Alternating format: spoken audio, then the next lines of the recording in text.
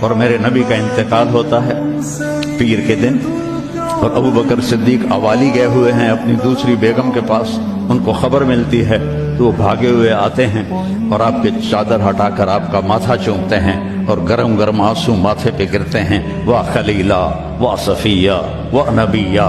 اور اس کے بعد آپ مسجد میں جاتے ہیں تو شور و فغاں ہے اور عمر تلوار لے کے کھڑے ہیں، جو کہے گا اللہ کا رسول فوت ہو گیا میں اس کو قتل کر دوں گا، وہ اللہ کے پاس گئے ہیں، وہ واپس آئیں گے۔ تو ابو بکر ممبر پر آئے، کہا عمر اقعد اقعد، کہا نہیں بیٹھوں گا۔ تو پتہ چل گیا کہ جوش میں ہے، ممبر پر آئے، ایھا الناس من کان یعبد محمدا فإن محمدا قد مات، جو محمد کی پوجا کرتے تھے وہ سن لو کہ انہیں اللہ نے بلا لیا، ان کا انتقال ہو گیا۔ ومن کان یعبد اللہ فإن اللہ حی لا یموت، اور جو ایک اللہ کی پوجا کرنے والے ہیں ان کا رب زندہ ہے، موت سے پاک ہے۔ میرے نبی نے ایسے لوگ تیار کی۔ تو میرے عزیزو، اگر ہمارے پاس نبی والے اخلاق نہیں ہیں تو ہم جانور ہیں۔ نہ ماں سے بولنے کا پتہ، نہ باپ سے بولنے کا پتہ، نہ بیوی سے بولنے کا پتہ، نہ بیوی کو خامن سے بولنے کا پتہ۔ سنو، ان بچیوں کو سنا رہا ہوں، غور سے سنو۔ میرے نبی سے پوچھا گیا یا رسول اللہ قیامت کب آئے گی؟ تو آپ نے کہا یہ تو اللہ کو پتہ ہے۔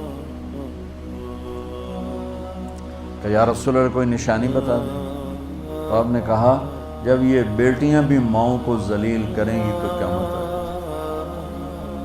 بیٹیاں، بیٹوں کا نام نہیں لیا، بیٹے تو اکثر گستاخ ہوتے ہیں، بیٹیاں اکثر فرما بردار ہوتی ہیں۔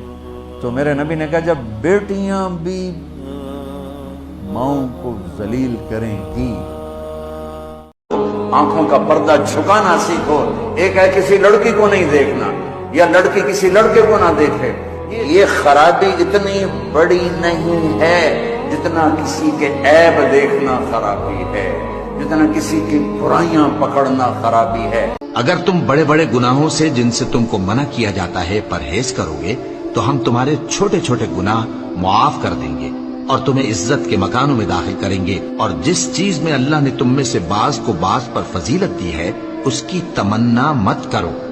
مردوں کو ان کاموں کا ثواب ہے جو انہوں نے کیے، اور عورتوں کو ان کاموں کا ثواب ہے جو انہوں نے کیے، اور اللہ سے اس کا فضل و کرم مانگتے رہو۔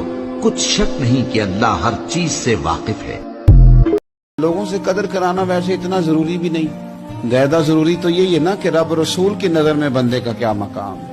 اگر وہاں مقام ہے تو پھر لوگوں کی گڈ بک میں آنا کو زیادہ ضروری بھی نہیں۔ اگر وہاں پاس ہے تو بس پھر جے کر سائیں وسون کچھ اجیاں نو، تو پھر کیڑا مائی دا لال اجاڑ سکتا ہے؟ پھر ضرورت کیا ہے اس قدر زیادہ پریشان ہونے کی؟ اور جو میری نصیحت سے منہ پھیرے گا اس کی زندگی تنگ ہو جائے گی، اور قیامت کو ہم اسے اندھا کر کے اٹھائیں گے۔ وہ کہے گا کہ میرے پروردگار تو نے مجھے اندھا کر کے کیوں اٹھایا؟ میں تو دیکھتا بھالتا تھا۔ اللہ فرمائے گا کہ ایسا ہی چاہیے تھا، تیرے پاس ہماری آیتیں آئیں تو تو نے ان کو بھلا دیا، اسی طرح آج ہم تجھ کو بھلا دیں گے۔ میرے نبی نے فرمایا قیامت کے دن میں اٹھوں گا، میرے دائیں طرف سے ابو بکر اٹھے گا، میرے بائیں طرف سے عمر اٹھے گا۔ حضرت بلال کی قبر ملک شام میں ہے، لیکن میرے نبی نے فرمایا بلال میرے قدموں سے اٹھے گا، مدینے سے اٹھے گا۔ ہائے ہائے، اب نے کہا لوگ پیدل چلیں گے، میں براق پہ چلوں گا، بلال میرے آگے سرخ اونٹنی پہ سوار چلے گا۔ جب میدان معاشر میں پہنچیں گے تو بلال اونٹنی پہ کھڑے ہو کے کانوں میں انگلیاں، موت پہ رشتے ٹوٹ جاتے، میرے نبی نے اس دن بھی اپنے رشتے کو نہیں توڑا۔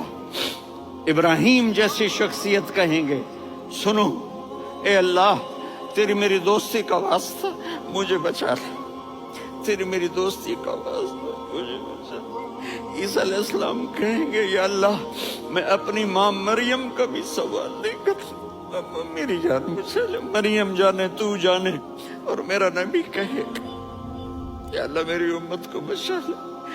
کون سی امت جنہوں نے ساری زندگی اس کا مذاق اڑایا؟